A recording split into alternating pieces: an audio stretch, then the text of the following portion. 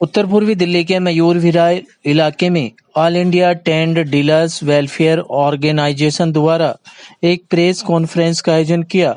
इस press conference को social distancing के नियम के अनुसार आयोजित किया गया। इस प्रेस कॉन्फ्रेंस का उद्देश्य टेंट कारोबार के लिए दिल्ली सरकार और केंद्र सरकार से शादी समारोह में 100 लोगों के बजाय 300 से 400 लोगों की बढ़ोतरी को बढ़ाना था। इन्हीं बातों को ध्यान में रखकर प्रेस के माध्यम से सरकारों तक अपनी बात पहुंचाना, ताकि सरकार टेंट कारोबारियों की समस्याओं का भी समाधान कर सके। All India tent dealers welfare organisation के चेयरमैन अनिल कुमार आजाद का कहना था कि वैश्विक महामारी कोरोना काल में ज्यादातर उद्योग धंधे बंद हो गए, लोगों के रोजगार बंद हो गए। ऐसे में टेंट कारोबार भी बिल्कुल ठप हो गया। टेंट कारोबारी भूखे मरने की कगार पर आ गए हैं। कुछ कारोबारियों ने आत्महत्या तक कर ली है। ऐसे में जब लॉकडाउन खुल गया है, सभी कारोबार शुरू हो गए हैं, तो सरकार टेंट कारोबारियों, बारात घर वालों, शादी समारोह वालों, फोटोग्राफरों आदि लोगों के लिए 100 लोगों का क्यों नियम बना रही है। 100 लोगों से टेंट कारोबार, शादी समारोह आदि कारोबार नहीं चलेंगे, लोगों के घर नहीं चल पाएंगे। हमारे इस कारोबार से सैकड़ों लोग जुड़े हैं, उनके घर नहीं चल पाएंगे। सरकार हमारे जैसे कारोबारियों के लिए कम से कम 300 से 400 लोगों की अनुमति प्रदान करे। चाहे सरकार सोशल डिस्टेंसिंग के जो भी नियम लगा लें, हम कारोबारी हर नियम को पालन करने के लिए तैयार हैं। कंगाल हो चुके हैं। हम लोगों की गाड़ियों की किस्तें, गोदामों के किराए, लेबर के खर्चे, बच्चों की पढ़ाई, आज हम लोग कर्जे में हैं। हमारा करोड़पति टेंट वाला भी है और गरीब टेंट वाला भी। सारा के सारा ट्रेड पूरी खत्म हो चुकी है। गवर्नमेंट से गुजारिश है, जब उसके हवाई जहाज में 300 फुट के हवाई जहाज में 80 आदमी बैठ सकते हैं, तो मेरे को बैंकेट हॉल में 500 आदमी की परमिशन क्यों नहीं मिल सकती।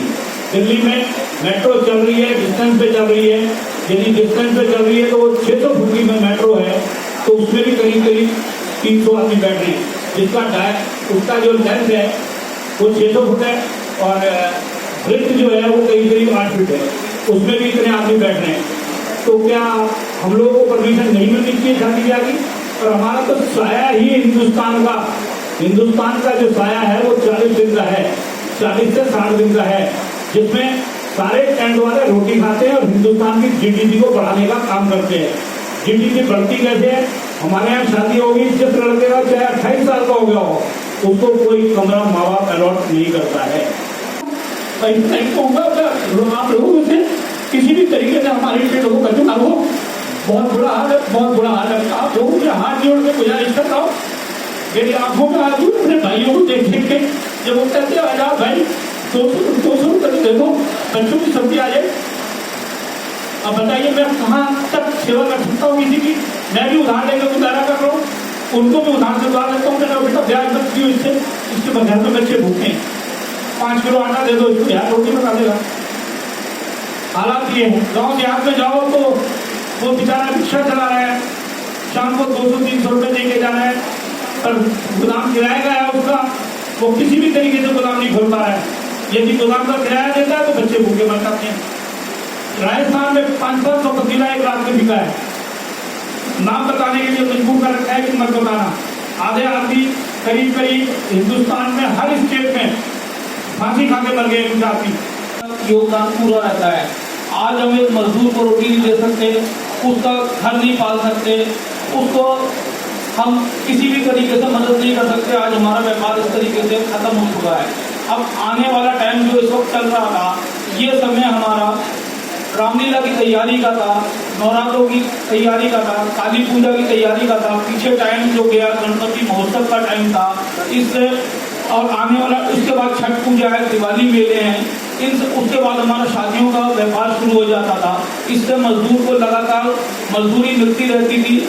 जितनी व्यापार के लोग थे हमारे, उन सबका पैसे का पहिया घूमता रहता था। आज काम करेंगे तो महीने भर बाद उसको पेमेंट हो जाती थी, हमारी लाइन ऐसी थी।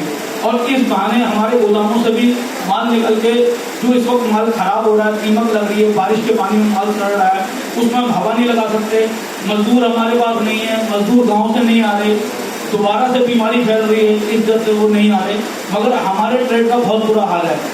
मैं अपने चेयरमैन आजाद भाई की तरफ से दोबारा रिक्वेस्ट करता हूँ, जो इन्होंने सरकार से मदद मांगी है और जो इनकी मांगे हैं वो पूरी करी जाए।